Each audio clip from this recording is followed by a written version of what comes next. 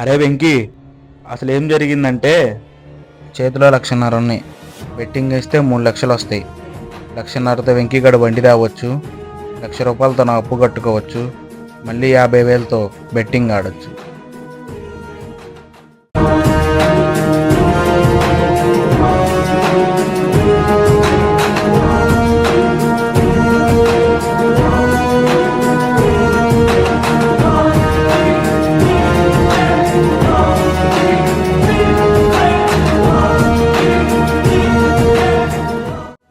Yes yes, బెట్టింగ్లో 3 లక్షలు వచ్చినాయి.